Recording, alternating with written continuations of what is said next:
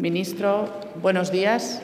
Es una gran alegría haberle tenido aquí para la defensa de este tratado y me congratulo especialmente en la medida en que la enmienda a la totalidad de nuestro grupo haya contribuido a animarle a estar aquí y a darle al debate el fuste que merece, porque la cuestión de la que estamos tratando efectivamente es muy importante.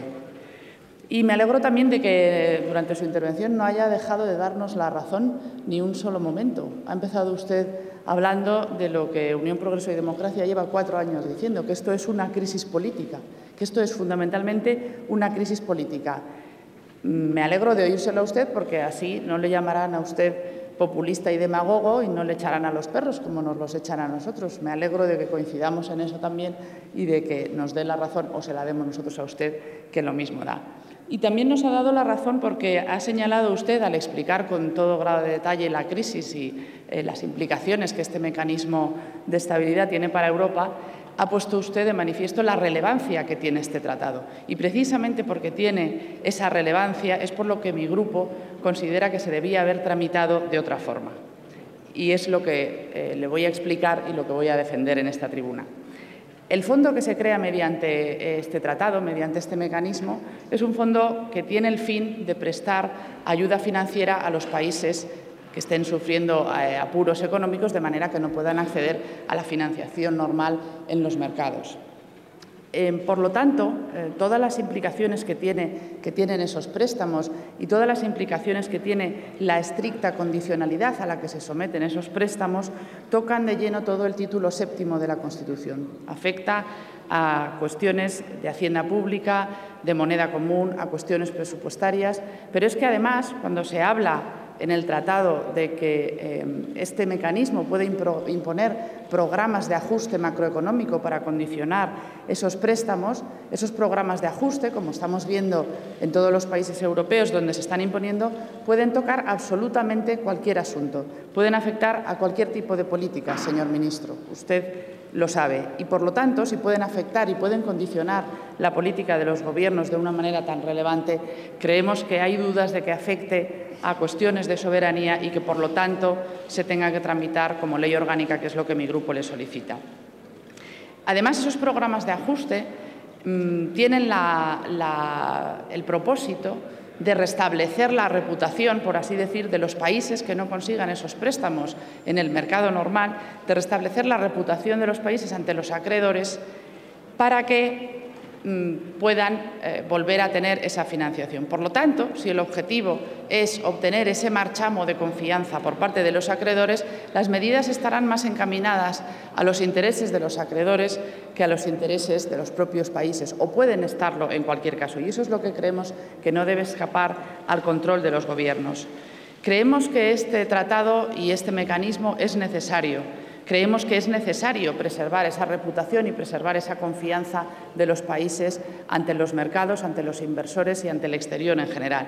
Pero creemos que esa preocupación se debe conjugar con el resto de las preocupaciones del Estado. Es lógico que los acreedores se preocupen fundamentalmente de si sus deudores les van a pagar o no les van a pagar, pero lo lógico también es que los Estados se preocupen de todos los asuntos que constituyen la actuación global de los gobiernos.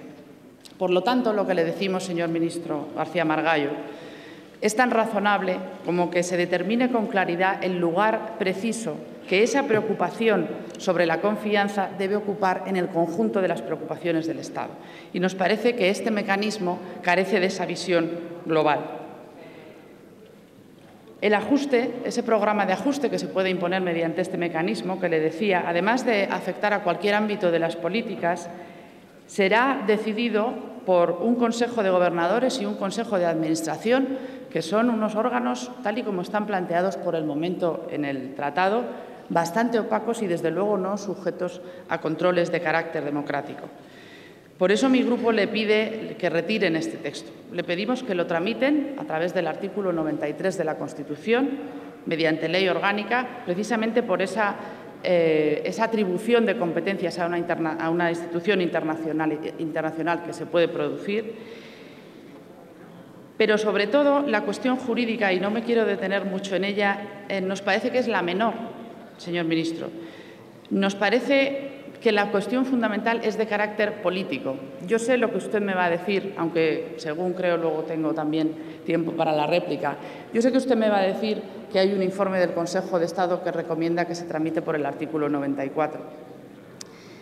El informe del Consejo de Estado lo tengo yo aquí, precisamente, y termina, como terminan todos los informes del Consejo de Estado, con una frase que dice: «Vuestra Excelencia, no obstante, resolverá lo que estime más acertado». Usted sabe que los informes del Consejo de Estado no son vinculantes. Pero si, en cualquier caso, si el Gobierno decide que a partir de este momento los informes del Consejo de Estado son vinculantes, pues le animamos a que tengan en cuenta el que propone la reforma de la ley electoral en el mismo sentido que defiende Unión, Progreso y Democracia. Le digo que esta es una cuestión sobre todo política y de primera magnitud, y le digo que si lo debatiéramos, lo tramitáramos como ley orgánica, se podría obtener para este tratado una mayoría reforzada, un debate reforzado que incluiría los dictámenes de los órganos consultivos y no un debate de baja intensidad. Queremos tener sobre este asunto un debate profundo, serio y riguroso. Creemos que es la mejor forma de obtener esa confianza internacional que tanto ansiamos y tanto necesitamos. Ya sabemos cómo el resultado que tiene sobre la confianza las prisas y las cosas mal hechas. Se reformó la Constitución en agosto pasado de esa forma y miren el resultado que nos ha dado: ninguno. Provoca más desconfianza aún. Creemos que el MEDE es un mecanismo que necesitamos, pero también necesitamos hacer las cosas bien. Y ya se hizo mal en la aprobación de este tratado en Europa. Este tratado es lo que, con gran acierto, Mercedes Fuertes y Francisco Sosa Wagner han denominado un tratado extravagante. Extravagante en el sentido de que se sitúa fuera de lo que son las normas habituales, los tratados europeos. Es un cuerpo extraño, afecta a aspectos esenciales del funcionamiento de las instituciones europeas y, sin embargo, no comulga con el espíritu europeo.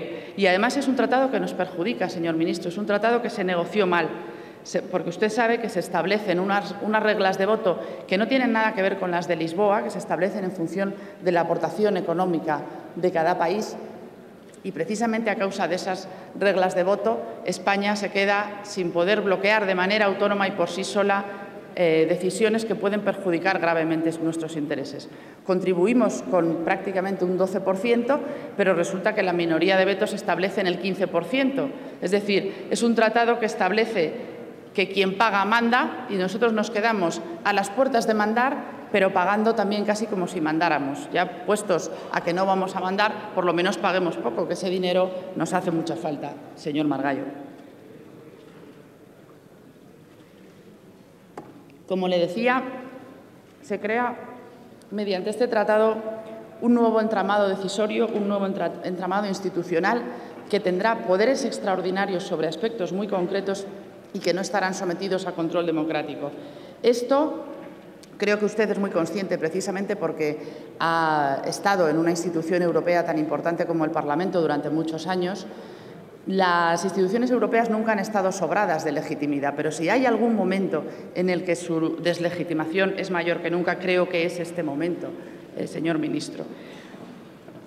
También tenemos un problema de coherencia con este tratado. Resulta que estamos criticando que los especuladores lleven su dinero a los paraísos fiscales y este mecanismo se rige por la regla de los fondos de alto riesgo, tendrá sus dineros ubicados en Luxemburgo, no pagará impuestos y, además, se establecen una serie de privilegios e inmunidades para el MEDE y su personal, como dice precisamente el informe del Consejo de Estado, que nos parece que, si estamos tratando de convencer a la gente de que vamos a acabar con los paraísos fiscales, pues no es la mejor manera buscar privilegios y exenciones para los propios mecanismos comunitarios. Ha hablado usted de la idea de solidaridad y yo quiero referirme a ella porque creo que es la idea fuerza del proyecto europeo. Creo que la solidaridad y la cohesión ha sido la clave de la Unión Europea desde su fundación. El problema es que esta ayuda mutua que se establece mediante este mecanismo pervierte la idea de solidaridad. En apariencia, se establece un fondo para ayudar a los países que tienen dificultades para financiarse, pero detrás de esto, cuando se ve que muchos países están más interesados en el beneficio que le van a reportar los intereses, es decir, en el negocio, uno puede preguntarse pero no éramos amigos, no era esto un mecanismo de solidaridad y de ayuda mutua. Esto es lo que le ha pasado ya con los fondos de carácter no permanente que existen, lo que pasó con Irlanda, que le estaban dando los préstamos a un interés tan alto que dijo, por favor, que no me asfixien mis amigos, que me bajen un poco los intereses. Y ya se hizo. Pues esta es la manera en la que se pervierte la idea de solidaridad, que efectivamente coincido con usted en que es muy importante. Este acuerdo se está tramitando en otros países. En Alemania, por ejemplo, se empezó el debate en el mes de marzo y terminará en verano. Se está negociando con la oposición. Yo creo que no merecemos menos que los alemanes, señor ministro. Yo creo que merecemos un debate en profundidad. No se puede utilizar el mismo mecanismo para ratificar un acuerdo internacional de tratamiento de residuos con Malta que para ratificar esto. Yo creo que esto es mucho más serio. Y en este caso, además, planteamos sobre todo un problema de forma, sino de fondo. Pero es que creo, como decía McLuhan, que el medio es el mensaje. Por eso que le decía, porque si se hurta la discusión, una discusión profunda a esta Cámara, si se impone un debate de trámite, un debate corto, un debate con sordina, un debate, en suma, de baja intensidad, me chirría que usted al mismo tiempo nos pida consenso. Parece que nos está pidiendo el consenso de los mudos. Un consenso en el que todos ustedes hablen lo menos posible para que yo lo ratifique en media hora. Yo sé que ese no es su talante, lo sé de verdad, señor ministro, pero a veces los procedimientos que se utilizan imponen decisiones que tienen carácter político, pero el procedimiento no puede suplantar a la política. Estamos aquí para hacer política y no para que los procedimientos se impongan a las decisiones de carácter político. A mí me gustaría mucho que nuestro grupo colaborara en ese consenso que usted ha demandado. Y pues una buena fórmula para conseguirlo sería, como ocurre en otros países también, que en lugar de venir los tratados cuando ya están firmados y cuando no hay ninguna posibilidad de modificarlos o de enmendarlos, que se traigan al Parlamento antes, que se pida autorización previa al Parlamento para que pueda participar el Congreso, para que podamos participar los representantes de los ciudadanos y podamos enriquecer esos textos internacionales que tanta influencia van a tener después sobre la política interior. A mí, yo aplaudo su decisión de homenajear a los participantes en el contubernio de Múnich, pero vamos a homenajear a los europeos de ayer y vamos a homenajear a los europeístas de hoy, que somos nosotros. Mi grupo somos profundamente europeístas. Homenajéenos usted también, permitiendo este debate profundo y riguroso sobre un tratado tan importante. Este debate, esta tramitación como ley orgánica que permitiría esa profundidad en el debate, es necesario, señor ministro, para legitimar el MEDE, para legitimar el mecanismo, pero es que también es necesario para legitimar las instituciones europeas. Hace escasas semanas estuvo en esta Cámara, en la Comisión Mixta de la Unión Europea, el comisario europeo de Presupuestos, y se lamentaba de cómo la Unión Europea se está convirtiendo en un proyecto, en una presencia que impone y castiga. Antes era la Europa que protegía y ayudaba, y cada vez más es la Europa que impone y castiga. Yo me pregunto si escamoteamos estos debates europeos, luego no podemos lamentarnos de esa deslegitimación que las instituciones sufren ante los ciudadanos. Nuestra obligación es cambiar esa dinámica y creo que la primera obligación es por parte del Gobierno, porque el Gobierno es el principal intermediario entre las instituciones europeas y los ciudadanos. Pero nosotros, mi grupo, también reclama nuestra parte de responsabilidad. Queremos también ser responsables de esa intermediación y acercar las instituciones y las decisiones europeas a los ciudadanos, pero necesitamos que usted nos dé la oportunidad, necesitamos que usted facilite un trámite que nos permita hablar de este asunto para forzar ese debate fuera de esta Cámara, en los medios de comunicación y en la sociedad. Por eso le pedimos que retire el texto y que nos dé la oportunidad de ejercer ese papel de intermediación y contribuir a legitimar las instituciones que tan necesitadas están. Muchas gracias, señorías. Quisiera decir también unas cortas palabras sobre la intervención y la enmienda a la totalidad del Grupo de Unión, Progreso y Democracia. Entre otras cosas, para que se entienda, supongo que ya se entiende, pero por si no queda claro, que la proximidad física en este hemiciclo no siempre implica proximidad en tantas otras cuestiones. Muchas veces, hablando sobre nuestras propuestas o sobre nuestras intervenciones, voces procedentes de UPyD y de otros partidos, de sus señorías del PP, otros partidos de esta Cámara, se nos ha calificado como nacionalistas insaciables. Tal vez sí, no lo sé, pero ¿qué hay de más nacionalista y de más insaciable que reclamar, como reclaman ustedes en su enmienda, insistir sobre la independencia y la soberanía del Reino de España, cuando el Reino de España ya es independiente y soberano? Al menos nosotros estamos reclamando algo que no tenemos. Ustedes es que no están contentos ni con lo que tienen, siempre quieren más. ¿Qué hay de más nacionalista y qué hay de más insaciable que esa posición? Pregunto. El otro día también nos achacaban, a nosotros concretamente, o a mí, a mi persona en concreto, de actuar con victimismo amenazante. El señor Cantó, a quien saludo amicalmente desde aquí, pues me calificaba en esos términos, ¿no?, de usar victimismo amenazante.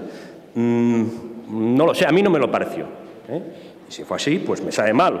Pero, claro, ¿cómo hemos de entender una posición de alguien que presenta una enmienda a la totalidad a un tratado europeo, un tratado constitutivo europeo, y que textualmente, en la enmienda a la totalidad que presentan, pues acusan al Gobierno de complejos propios de país pequeño y reclaman, por tanto, una dosis mayor de orgullo patrio?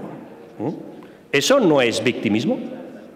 ¿No están amenazando al Gobierno de actuar por debajo de lo que le corresponde a una gran nación como España? Pues a mí me parece que sí, no lo sé.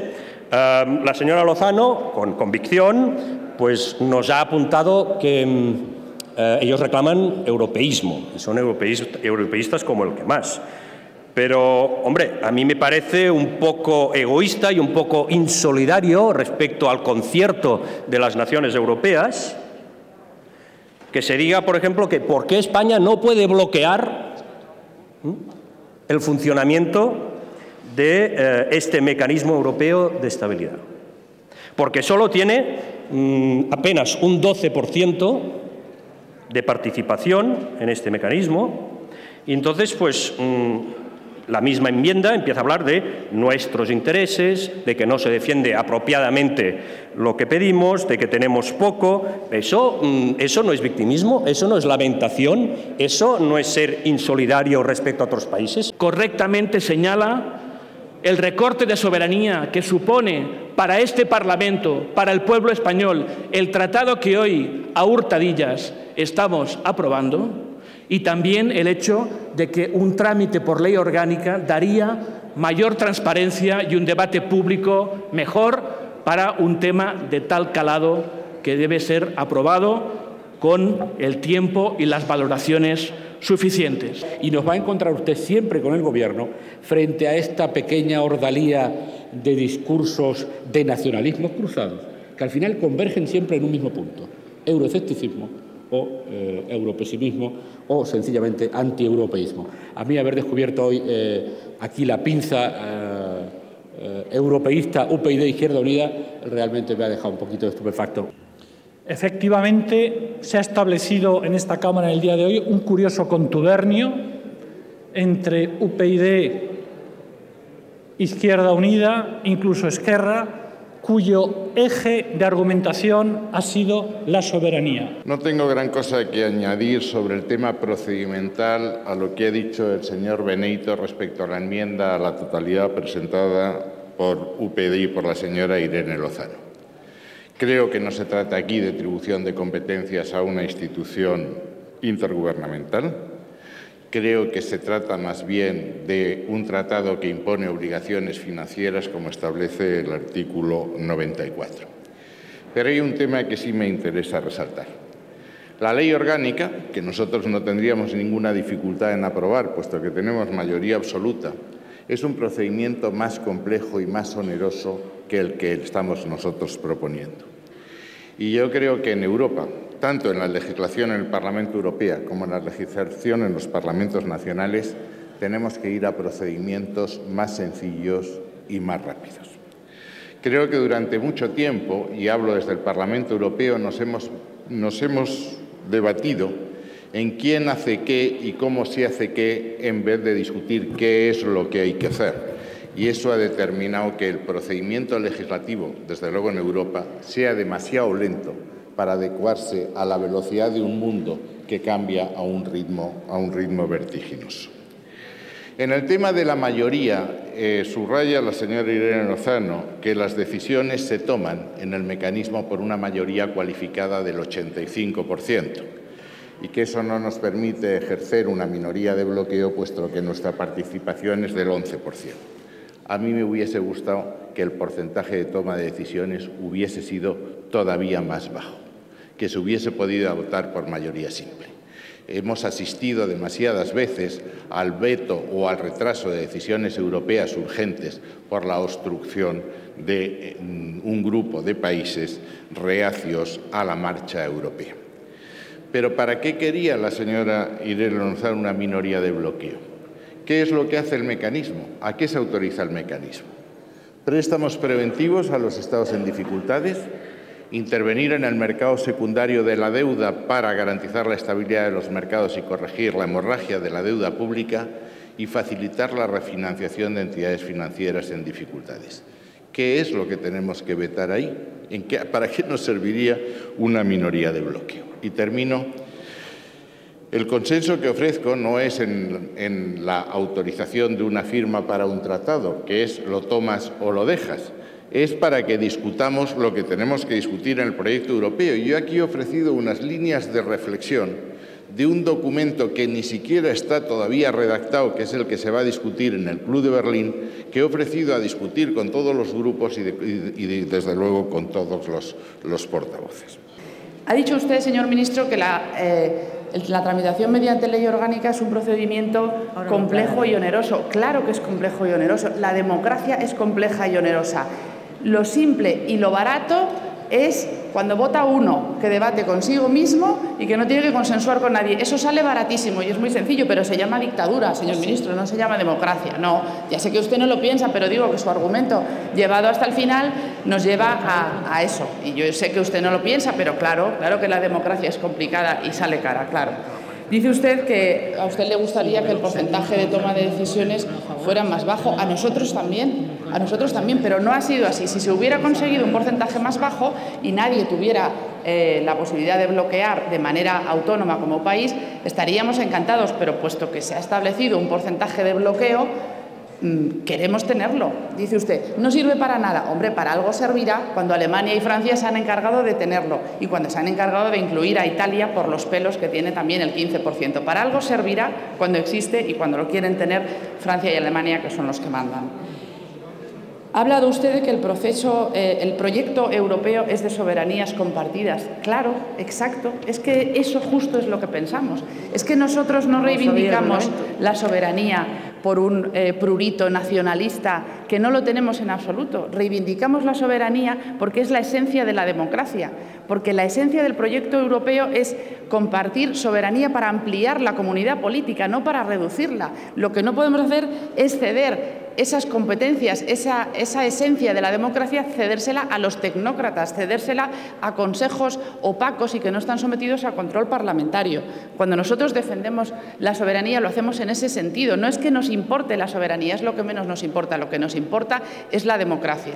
Y precisamente porque pensamos que el proyecto europeo se basa en la cesión de soberanía para aumentar la democracia, no para restringirla a través de pequeños consejos opacos, por eso le ponemos pegas a algunos aspectos de este mecanismo. Y en último lugar, solamente voy a hacer algunas referencias, solamente voy a hacer una en realidad, porque me ha irritado particularmente. Me ha irritado particularmente que tanto el portavoz del PSOE como el portavoz del PP hayan dicho que el hecho de que mi grupo esté de acuerdo, o mejor dicho, que Izquierda Unida esté de acuerdo con la enmienda a la totalidad que presenta mi grupo, el Partido Popular lo ha llamado contubernio y el Partido Socialista lo ha llamado pinza. Para ustedes la pinza es cualquier acuerdo entre dos partidos en el que no están ustedes, al parecer. Y miren, resulta que Izquierda Unida está de acuerdo con nosotros en esto. No es un consenso porque no lo hemos hablado con ellos, ha surgido aquí. A mí me encanta tomar lecciones de todo el mundo, pero quien desde luego no puede dar lecciones de consenso son ustedes y ustedes, que no se ponen de acuerdo en nada. Y vienen ahora aquí a decirnos cómo se hace un consenso y cómo es cuando no es pinza y no es contubernio. Pues miren, no, nosotros también, el mundo ha cambiado mucho. Resulta que Brasil comercia con India sin pasar por Europa y nosotros nos ponemos de acuerdo con Izquierda Unida sin pasar por ustedes y por ustedes. Y vayan acostumbrándose porque va a ocurrir muchas más veces. Muchas gracias.